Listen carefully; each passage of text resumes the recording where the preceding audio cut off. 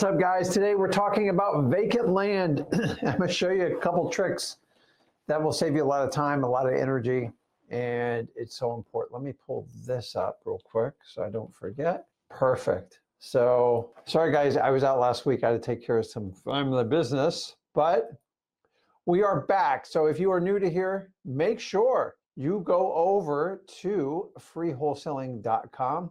Where did I put that? Freewholesaling.com. I will teach. Actually, me and Zach will teach you everything you want to know about wholesaling, from wholesaling single family homes, multis, vacant lands. Go over there and check it out. It's 100% for free. And we got over 30 years experience. Go ahead and check that out if you want to get started in wholesaling. There's absolutely no cost. The only thing that stands in the way is just you. Not only am I going to teach you how to do your first deal, I'll teach you how to get to your first $100,000. Make sure you go over there and check it out. And make sure you guys use the comments, introduce us, what market you're from, a little bit about yourself, and hell, why not make a friend while you're here? So that's the whole point of today. So today we're talking all about vacant land, very straightforward on how to do it. And I'm going to share the real reasons why I like vacant land. Now, I always talk about the fundamentals of wholesaling. So anything I can like physically wholesale, I'm all in. So vacant land would be no different. And actually, I'm here to tell you, vacant land actually has some incredible advantages. And most of you guys haven't really realized this. And I'm going to point it out to you and show you right now in 2025, what are the huge advantages of doing vacant land. Now, here's the really cool part. Everything I'm about to teach you, sorry about that, is applicable to single family and multifamily homes, period. End of story. So whatever I teach you here today, you can use in all facets of wholesaling real estate, particularly in single family houses. So there are two key distinct advantages for wholesaling in 2025, and you want to be aware of it. Now, what are the biggest gripes you guys have about wholesaling when it comes to single family houses? Number one, the sellers have way too much information at their fingertips. What do I mean by that? A seller can go to Zillow and get their Zestimate, and they literally think that's what their house is worth. I'm going to be honest with you, it's gotten a lot better, but it works really, really well.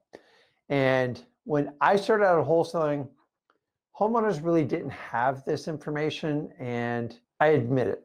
They didn't have it. It was a little bit easier on that side, a lot less information. And if you understand that, I'm going to show you how this works in your advantage when it comes to wholesaling vacant land. Number two, so what do I mean by that one? There's just less data for sellers. Let me give you a perfect example. If I pull up the data for any type of vacant home, from Zillow to X Leads to PropStream to Batch, whoever you want to use, they're going to be all over the board. Why? Because it's not that easy to comp vacant land. Why? Because there's not a lot of comps for it. And there's not a lot of things you can actually compare it other than its location and its size. That's it. Single family houses are number one, location. Number two, the quality of the build. Number three, the size of the build under air and the features of the house. And those three things are always going to predominate what the value of the property is. Now, when it comes to vacant land, it's completely different. So the only way any piece of software can value a piece of vacant land is what they paid for it, what any other vacant land similar to it have closed for, which are relatively few. And number three, the size of the lot. So what I have right here on the screen right now, because sellers have less data on this, it is your unique advantage, because nobody can go, oh, the lot's worth 20,000, it's worth 30, it's worth 10, it's worth 5. That's the really cool part. Actually, this right here, what I'm showing you, is going to give you the biggest advantage and the biggest headache at the exact same time. I know it sounds crazy, but this is the truth, and I'm going to show you how to deal with it. The next thing that we have to understand, why vacant land is so advantageous, especially in 2025. Not only do sellers not have a lot of data on it, it's a much less emotional transaction. And what do I mean by that? It just means because the seller does not live in the property, they do not reside in it as a home, and they are not like personally attached to it, they're making a less emotional decision. And what do I mean by that? It means emotions do not run the gamut when it comes to sellers selling vacant land. In fact, they really don't care. They weren't raised there. They did not grow their kids up there. And for that factor, it makes it much easier for sellers to make a decision. Whereas the exact same opposite happens with single family homes is it is a home. They've raised their kids there. They've been there with their spouse, and they have a hard time separating that emotional tie. Now, the fact that you don't live in these vacant properties makes it actually super simple for the seller to make a decision. So in my eyes, I'm here to tell you right now, I'll cut to the chase. The hardest part is determining what the value of the land is. And we're going to walk through that today and show you how to do it. Sellers don't know it, and honestly, you guys don't know it either. So we have to take today's live stream and put this all together and figure out how to work it. Because if you can figure out how to do this, you can do anything you want in wholesaling. So if we understand the vacant land advantages, less data for sellers, a less of an emotional decision. Those are the two reasons why I love vacant land hands out, and that's the reason why I want to go with that. So look at Luca. Oh, literally just assigned an infill lot 6,500 house in Dallas Fort Worth. Bought at 18, sold at 28, new builds going up and selling for 350. So this is a perfect gentleman for you guys to reach out to. Sorry, I got an itch. I know Luca, he's a great wholesaler, and he understands he'll wholesale anything he can put a contract on. You should do the exact same thing. And so the most important thing is asking him, how did he come up with the value of it? And that's what we're all going to share today, and that's what we want to do. So, and they got Brianna right here wrapping up her first vacant land for my second deal. So I would love to hear from these two people. So you guys just don't hear it coming from the horse's mouth. Vacant land is there, guys. It is everywhere. And if you guys are doing this virtual, it is the perfect way to do wholesaling. There's no other way to do it. So I appreciate it, guys. Okay, so let's jump into it. And so the first thing we have to do is, number one, you have to find where the demand for these properties are. Now, if you're in your local market, you can figure that out pretty quickly. So for the longest time, I did the Florida market and I knew my exact markets. Most of my land opportunities were to the northern end of Florida, basically from Brevard and up. From the southern part, it was pretty much already picked through. And that kept me busy for about 15 years of having no issues wholesaling vacant land. Fast forward to 2025, much more an issue in South Florida. It is pretty much north of Brevard County. I'd say even more north than what I'm saying right now, because there's just less and less land available. So let's talk about the sweet spots, and then I'm going to tell you how to find the demand. So most of the lots I find are 50K or less, period, end of story. They just work. They're free and clear. They usually have 2 years of ownership. They're usually infill lots, and there's usually, I'm pulling at least 10,000 pieces of data so I can score a solid deal. Now, can I get 5 deals in 10,000? Yeah, but I'm just telling you on average, if I comb through 10,000 leads, I can probably get 1. And that's what you need to do. We have to understand that.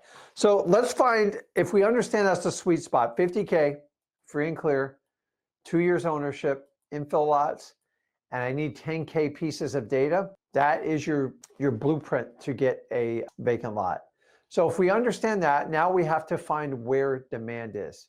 And so how do we find demand in wholesaling? Number one, if you're doing it in your local market, you can somewhat guess. And that's how I had to get started, and that's how a lot of you did.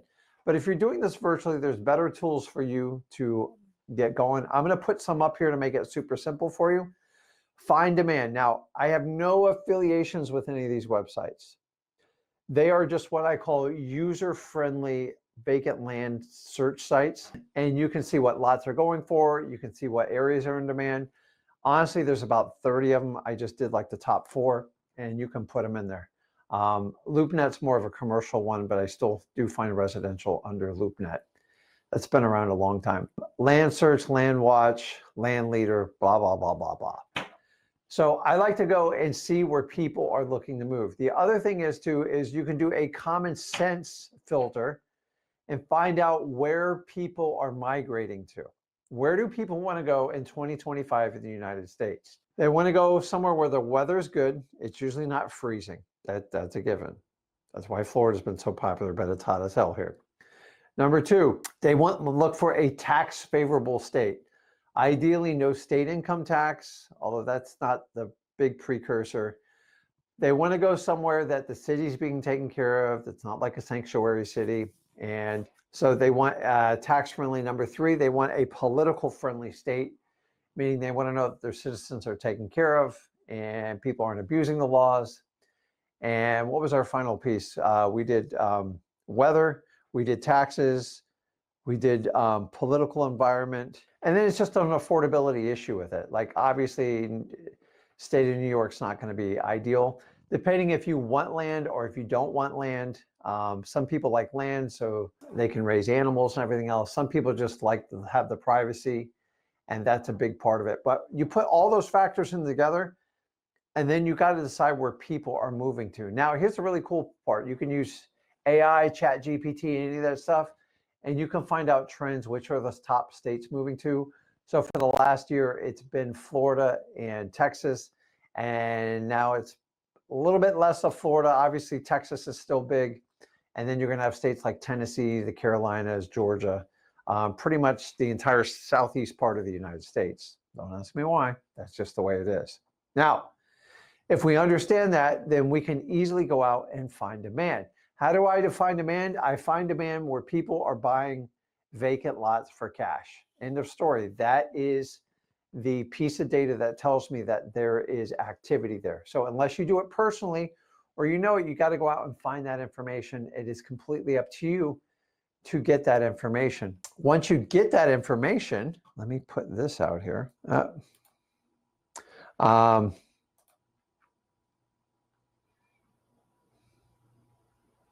Beverly, I am putting out the one-on-one chat because I forgot to put it out there. So right here, I'm going to put, I love your guys' comments. I got Jamie here. Hey, Jamie. Jamie says she's here on the Treasure Coast. She's right in my backyard. St. Lucie County is saturated with wholesalers. Here's the reality of that comment, Jamie, is it's saturated with really bad wholesalers. So it doesn't take much to rise above them. You just got to learn the right techniques and the fundamentals of wholesaling. And if you do, I've been wholesaling on the Treasure Coast for going on 22 years now, and I have no issues at all. Do I have annoying low-level wholesalers everywhere? Absolutely. But the ones that actually learn the business and rise above, they always do well. The ones that don't, they never, ever last. And they use the words, what's the words? Saturated. So I want you to get away from that word, but I'll show you how to do it. What's up, D? Yeah, I was out a week. I take care of a family issue and I got sick as a dog. So you guys didn't want to see me. So I'm still recovering. And Lord, yes, it is. What's up, Ariel? Okay, let me get back to where we're going here. So we're talking about looking at finding that demand. And that's all I do is I like to search user-friendly sites to see what the demand is. Now, there's plenty of land for sale everywhere. You just got to find the people that have intentions to sell it, and you got to find the right number. A lot of the things I'm going to teach you on today's video is the exact way I'm going to teach you how to do wholesaling in single family. We're still going to use go for no. We're still going to get the lowest price. I know I might upset people out there that love to pay the highest price and love to get rejected by their cash buyers because they overpaid for it. Trust me, there's plenty of other people that can teach you those methods out there. If people's biggest gripe is the way I use a go for no offer, then God bless you. Obviously, if that's your biggest gripe with me, you have not done wholesaling long enough to understand most of you overpay for the property. So the best remedy to avoid overpaying for the property is using the go for no method. And that's what you truly want to do. So we're going to find demand. And how do we find the demand? It's simple. We just go look on those sites. Now, you all can go do that on your own. These sites are like all over the board. Anybody can list. And when I see 36 properties listed in a particular zip code, and I can verify that there's actually closings of cash buyers in there, then that's a great place to get started. Here's the problem with vacant land. If you're out in rural areas and you have very, very small populations, not a lot of big towns out, it is going to be a tough go at this. You have to have demand. Without demand, you have nothing when it comes to wholesaling vacant lots. In fact, if you don't have demand, you don't even have a deal put together. I've bought some of the cheapest lots in the Dakotas in North Florida, and I couldn't give them away. But the minute I got towards a town where there was actually demand and people wanted to live there, it was a piece of cake. And so do not try to wholesale vacant land in places people do not want to live. You can't make people move to an area. I have tried, it doesn't work no matter what I do. You have to be very careful where you buy that land. So keep that in mind when we do it. Now, let's do this. How are we going to reach people? What is one of the easiest and most effective ways you can reach out to people with vacant land, or heck, even vacant properties? What do you think is the easiest way to do it? Here's one that's often overlooked. Just go on Zillow. Look for rents, or you can look for vacant lands.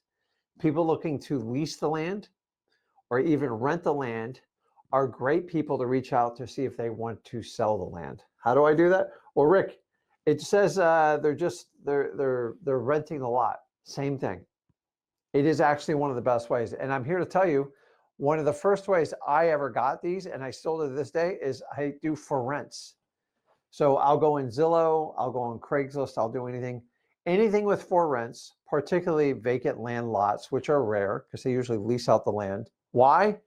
Because the property's sitting there doing nothing. And if they're ever going to rent it to you or lease it to you, this is the best way to do it. Or you find that piece of property that nobody else knows about because you're calling on the one on-market property and they've got 5 off-market properties. This is the perfect way to do it. In fact, I love the for rent so much. It is one of my favorite ways to do subject twos, lease options, owner financing, anything like that. Because you all just assume when somebody's got something for rent, they just want to rent it and do nothing else. In fact, when somebody wants to rent something, it just means they want steady cash flow without a lot of headache. And if you can supply your seller with that, you can get great deals. And I like to use the little hidden term like the for rents. I just go through and rip through them because you have the phone number there, you have everything you need, and you can make a couple thousand calls and get a deal. Now, if you have to skip trace the number and do everything like that, that can be a handful when you do that. And I don't want you to do that. So everybody understand about the for rents? I love the for rents. I love it. So, okay. So let's talk about qualifying vacant land deals. And I'm the first to admit this is a little bit different because it's easier. Now, remember, you have 2 distinct advantages. Remember, the seller doesn't really know the value of their lot. The value of a lot is only determined by what a cash buyer would pay for it. And if you haven't done it at this point, we don't know. Number 2, you know that the seller does not live in this vacant land, so you're going to have less of the emotional, like, this is where I raised my daughter. This is where I baptized my wife, stuff like that. You're not going to have any of that. It is a much easier conversation to have over the phone, and you can actually do some serious damage virtually, because you don't need the usual buying cues that you visually see people because they're so attached to their house. So if we know that, I normally teach you guys what we call MCTP for qualifying: motivation, condition, time frame, and price. And it works very well for a house. But the problem is when we talk about vacant lands, the first 2 don't really make sense. So motivation, you don't really need a clear-cut motivation to sell a piece of vacant land other than they're willing to sell it. So it's kind of because they're not living there and they usually paid cash for it. So other than the taxes, there's not a lot of carrying expenses. So it's not become a financial strain. They just want to get rid of it. The other one is the condition. Everybody knows the condition of a vacant piece of property. It's whatever the earth is at the time. So we're going to remove M and C in this because it doesn't make sense. And so, okay, Rick, what words to replace them with? It's real simple. Here's what we're going to do. Instead of doing that, we are going to start with what we call UBTP. So we've replaced the M and the C, guys, with a B and a U and a B to be technically correct.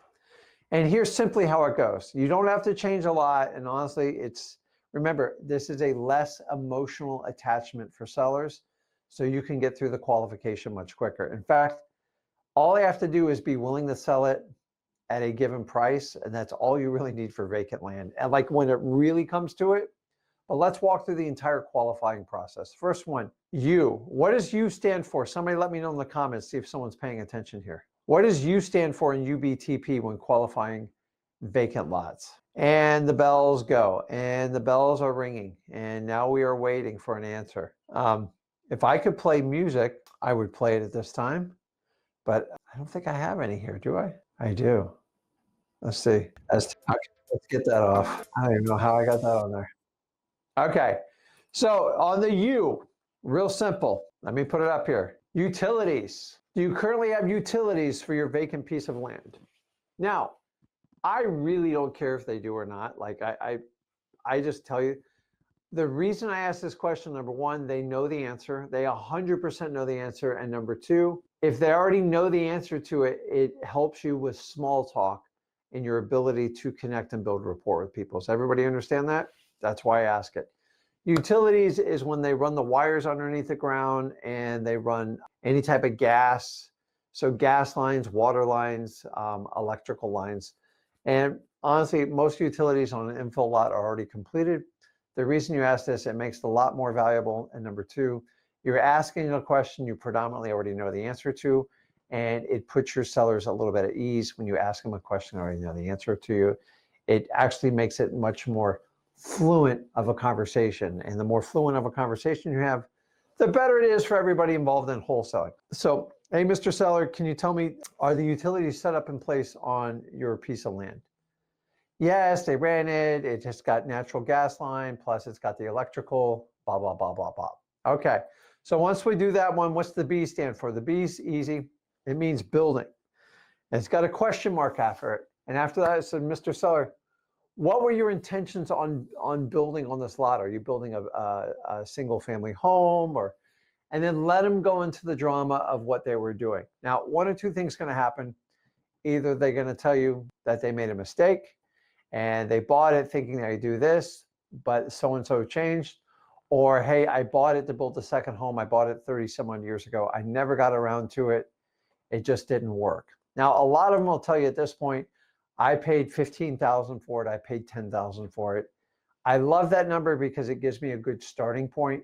You can look that up in the tax records and see what they paid for it. It just gives you kind of like a ballpark and a ball frame. But the reason why I want to find out is what were they building on it? And 9 times out of 10, you'll find out it was permitted for either a single family home, a multi, it could be agricultural. You got to know what the property is designed for because you want to know what its highest and best use is. So sometimes people start messing with it, or they didn't build because they couldn't get the multifamily. They tried to separate out the parcels, and we have to figure that part out. So that's the building. The next one. So the only ones we change on that in the UBT is the U, which is utilities, and the B is for building. Timeframe's just still going to be, hey, when did you plan on building on the property? And this is the point where I'm trying to find out if they're going to commit or do absolutely nothing. And if they're interested in selling it and they have no time frame, I'm going to ask them, if I was able to buy your vacant lot, would you be willing to do a deal within 30 days? Why? Because if you've already waited 20 years, what's waiting another 30 days to get the deal done? What if it's 60 days? What if it's 90 days? This is the absolute beautiful thing about vacant land. It's not as time sensitive as you guys do with single family houses. So most single family houses, people want it done net 30, 45 days. I find when it comes to vacant land, they really don't care all that much. And even if you fall out of contract, which you will, they're not as freaked out on you on it. Because number one, they're not living in the property. Number two, it's not a big deal. So the average vacant property is 30 to 90 days, just because nobody's living in it. We don't have to do all that. And think about this, guys. You don't have to inspect the property. You don't have to worry about your cash buyers walking through it. It's typically going to be your builders or your small home builders. And that person is going to walk the property and figure out everything they want to know about it. So I like to use the time frame. The time frame is always going to be a huge one on price. And then the last one is always going to be price. I put the word price so you know exactly what I'm talking about, but do not use the word price, ask, offer, amount. I simply say, John, what do you need to get rid of this lot? That's it. Literally write down what I say because you can't screw that up. Because if you ask what people want or make an offer, you are going to get retail answers, and that's not what we want to do. So people always say, Rick, how do I get to the price? The price is the biggest sticking point. And keep in mind, people only know what they paid for the lot. They say, let me do a little looking around to see what the lots are worth. That's where you as the wholesaler come in and educates them. Go, listen, the average lot on a 10,000 square foot lot is selling between $20,000 and $23,000 a lot. That's listing with a realtor, paying the full 10% and putting it on the market 3 to 4 months. Now, John, are you interested in selling it? Yes. Did you want me to put you in touch with a realtor to go that way? Or is there a number that we can both work with that will get you what you want, that allows me some room to make some money in this and get this sold quickly for you? Yes. And then that's where I'm gonna just go in and hit them with the low number. How much? I'm probably gonna offer 10. Oh my God. Oh my God, Rick just offered 10. That's right. Remember, it's less emotional and they have no idea. Now, my odds are I'm going to get rejected, but he's going to come back. Okay, well, if they're trading 20 to 23, can't you do like 18 or 19? I go, listen, I can do this all day long. The most I can pay you, the absolute top dollar, and I'll just cut to it now, is 15,000. I just leave it there. And hopefully I can sell it for 22, 23, maybe 25. I make just under 10 and I'm good to go. Do you see how simple it was? There's not a lot of like, either they want to do it or they don't. And so if I walk them through the qualification, the UBTP, and I walk them through and then I find out what they paid for it and find out, hey, most people sell me their vacant land just because I can solve it right then and right there. That's it. They go, hey, it works for me. Here's how I sold my vacant land recently. I think I paid $7 grand for my lots, between 5 and 7. I sat on them 10 years. They didn't do anything. They actually went backwards. And then one day I got a call out of blue and somebody offered me between 15 and 20 for them. So 2 of them I sold for 15. The other 2 I sold for 17.5 and 1 more for 18. And then they sold them for 23 on me. I didn't care. Like, honestly, I literally didn't care. I was happy. I got my money back. I basically doubled my return. I'm fine with it. And that's how I sold my lots. So if that's how I think about selling my lots, think about all the people you'll deal with.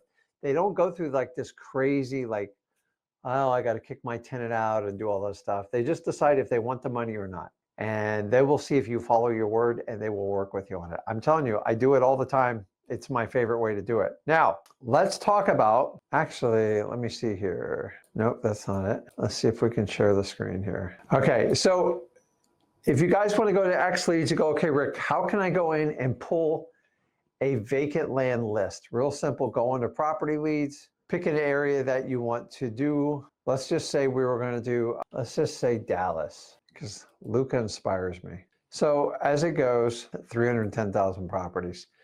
So let me go under my filters here. And the first thing under property valuations is I am going to look for, let me clear off all these. Just land. Let's see what our numbers come in on that one. If you see down here, you'll see the searching button and it spins and spins. That's, so now we went from 310,000 down to 16,000.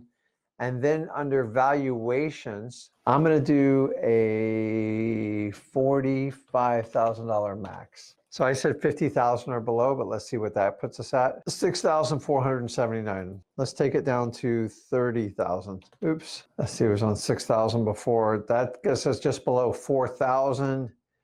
And let's do this. Let's just make sure each lot size is at least a quarter acre. Now I'm at 1,041. So the next thing I did is told you that I like at least 2 years. Let's do 3 years minimum ownership. I like 2. But let's see if 3 will cut us down to a more manageable list. That's 205. That's a little tight. So let's go to 2, which goes to show you these properties trade hands quite a bit. 233. Now you can do all sorts of more information. I don't think it's going to make that big of a difference. I'm showing you how to filter these lands: previous sale, listing, mortgage, ownership information. So let's see the results on those. And here's what I have. So if you go under there, you can just click one randomly here. And so we're going to have 2 values here, guys. So I can't tell right from this picture because it's not highlighted, but it gives me a retail value of 4,500 and a wholesale of 2,900. Now I can click comps, but obviously there's not a lot. I can go over to the Google results and I can see what Zillow is going to tell me. Let's see what Zillow says. I don't think, so Zillow doesn't even want to give a number. 4,500. And then let's go to, let's look at Redfin, see what they come up with. So once again, Redfin gives 0.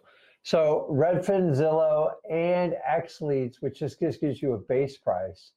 Now what I can do is I can go through my X Leads. The first thing is I have their skip trace number right here. and I have their email. So I'm going to give Mary and Connor a call right off the bat. But here's the next part is we go over to, and we can look on record, the assessed value at $4,500. And we look at it, it looks like they bought it a long time ago. They've had this property since 2006. And there's not much on value other than 4,500. So I'm going to pick up the phone and give Connor a call and see what kind of number they want to do. Now, here's the really cool thing. Inside XLeads, I can look and view at residential properties and see what Connor owns. And it looks like this is the only property. And it looks like just a vacant piece of land. But what you can do is when you get these lists, you can download them all and you can simply skip trace them. Let me go back to my, so I can go back to my list, which only have one on that list. Go back to my property leads. So if you look at these numbers, though, this is the part that's so here's one that'll even tell you it's active listing. In foreclosure, tax delinquencies, listing price $75,000. It's telling you it's way overvalued by 242%, which is all valuable. But the question is, it's been listed since January, only 16 days. I would probably wait it out. I don't like to deal with realtors until I have to. But the last sale on this thing was $21,893 in 2022. And the market assessed value is around 10 grand. So who knows on these? But the thing is, you can sit here and go through XLeads and you can pull up all the vacant lots like you want. And you can sort through all this stuff. Look at this stuff. Here's another one, Lewiston. 10, the retail value, it's around 19.5. This is the challenge of finding out. So number one, I find out if the seller's motivated. I find out what's the least they would take for it. And so I'm going to go under Google results and see if I can see anything under Zillow, any numbers that'll even make sense. And Zillow is assessing the property as $75,000, but only rents for $1,700. So that's not really going to help me out a whole lot. So, and you can go under comps right here and you can run an entire comps report. But remember, a lot of these are single family homes and we're looking for vacant properties. So that's not going to be all that helpful on that one. So the whole question is when these properties come up, this lead right here in Dallas, Texas, ARV is around 30, wholesale is around 20, but we got to find out what our cash buyers are willing to pay for this type of property. How do I do that? I just go up here. Now there's no skip trace number, just an email. And then I click this person owns 2 residential properties, which I can find all this under XLeads. And they like, this one looks like it's vacant. And this one looks like it's possibly, looks like a rental property being a absentee owner type of deal. So let me get this off here. Did I not share my screen just now? That's stupid. I can't believe I did that. Hold on. I must have been sharing the wrong one. Can you guys see it now? Yeah. You can tell when I'm out of the studio for like, so sorry about that one. Let me go back in here and see if I can reduplicate what I did. God only knows, considering I got 3 XLead screens open. I did, oh my God, okay. Well, that's so funny. Okay, I did. So where did I put that one? Ah. So here's another one so you guys kind of get an idea. I was saying, this one's in Dallas, Texas. So this is a vacant lot. You can see all the wooding on it. It looks like it's a corner lot. 23.7 is the retail, 15 is the wholesale. And typically you can't put a lot of stock in vacant land numbers on any type of wholesale software because it has to go off from the most recent comps. And there's much more single family homes sold than actual vacant land. So typically what I'll do is go under Google results. Zillow is always going to be the first one that pops up, and Google's going to give me nothing. And keep in mind, this is what your homeowner has to go off of. And this is why it's so frustrating to them. So we'll go to the next one, which is going to be Redfin. Let's see what Redfin says about the property. It says it's worth $246,000. So one says it's worth 0. The other says it's worth $246,000. You tell me. You know how you really find out the value of this land is you go out and find the cash buyers in that area that are buying vacant lots. They're typically going to be small developers, GCs, or people that like to work on properties for themselves, for their family, and you find out what that number is. I don't think it's $245,000. I think it's $245,000 with a home on it. So I'm assuming a $40,000 to $50,000 lot, but once again, you can go through here. It's already titled vacant land. And the last sale date was on 2015 at $7,500. And they're saying the AVM on it is around 23,000. So in my perfect world, I try to buy this for 10 to 15 and get it sold from there. It looks like they bought it in a sheriff sale back in 2015, which means they probably got a really good buy on it. So not bad. Okay, let's see. Stop screen. So the biggest challenge. Wait a minute. That lot's owned by. Let's see. I didn't see who owned it. Oh, the Dallas School District. So yeah, school district owns it. Ownership type government. So those typically ones we're not going to buy anyways. Like okay, I got off subject here quickly because I didn't share my screen correctly. So okay, sorry about the screen share there. So let's do this, guys. If you have. Let me go through and answer some questions here. I'm just getting back on the flow of things this week. So where did I put it? I'm fine, guys. I'm fine. Just sometimes we get like little things that take us out and we just got to deal with them. So if you guys want to hop on, let me put the invite back up in there because it looks like I lost it again. Go from there. Xavier, are you there? Xavier, can you hear me? It's just one of those days with me. Okay. So simply on the vacant land, all you do is pull it out. The sellers never know what they want for it. They never even some have a wish list, but they'll go, listen, I bought it for 5-10 years ago. How much can you give it for me now? All you need to do to make an offer on any type of vacant land, especially in wholesaling, is find out what a cash buyer is willing to pay for it. And if the cash buyer is willing to pay 25 and you buy it for 20 or 15, that's all we do. And because it's less emotional and it's much easier for sellers to part with virtually, you can do this absolutely anywhere you want to do this in the country. I'm telling you, it happens all the time. So an infill lot is basically when the entire neighborhood's built out and there's 1 or 2 vacant lots. The utilities and everything's already set. They've already cleared the trees. The only thing they haven't done is built the lot on it. Infill means usually they put a bunch of dirt in there and compact it to meet the minimum soil requirements. You guys definitely don't want me talking like a builder. I do not talk builder's numbers. I talk wholesale numbers. So that's about it. So that's it, guys. Okay, so if you guys have questions, ask questions. If you want to jump on the live, you can jump on the live. One of my favorite ways to do, I'm going to pull this up real quick, make sure I got the right one. So when you guys go to pull lots, I'm going to give you like a little thing here because I see a lot of you guys, sometimes the way you guys pull lots, I'm never quite sure how you do it. So what I like to do is go over to the map section. So I'm going to go over here, Florida, just give you an idea. So most of you guys are doing this virtually or locally in one of your markets. You have an idea. So most of the development in Florida is always going to be out west. That's where all the developers want to buy because everything out by the beach has been built. So if I'm going to look, I can tell you right now, I'm looking area over here. So instead of, I'm just going to draw an area. I'm trying to think. I'm going to use this polygon box. And I'm going to start up here. I'm going to draw here. I'm going to draw, oops. Okay. I lost there it is. Okay. And I'm going to go over here and stretch this out and go. Why didn't that work? Okay. Let's try it one more time. So in Florida, I go and look out to the western lots.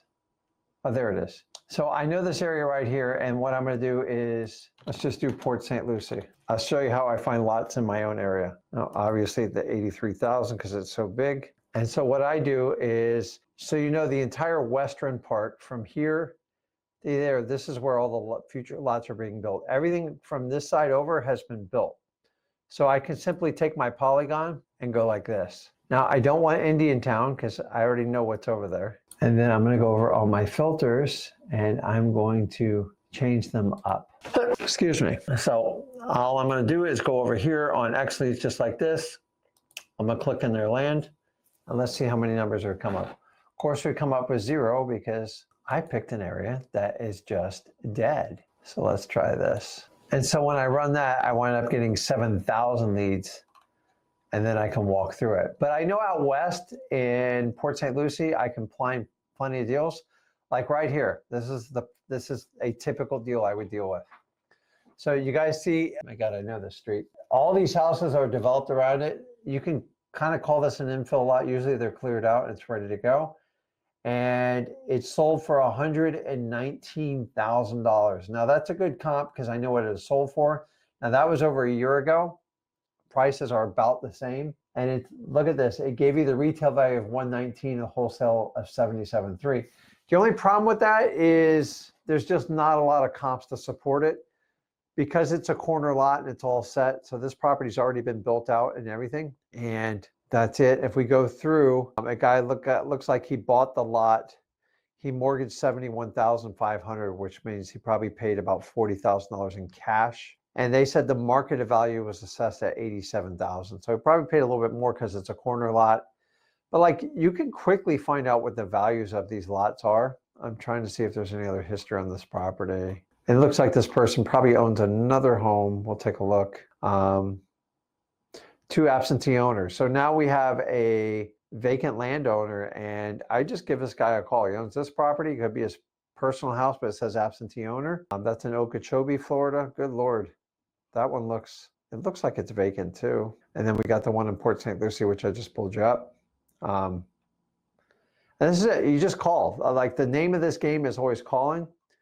And of course, this guy has no phone number to skip trace, but that's how it works on these things. Let me stop sharing my screen.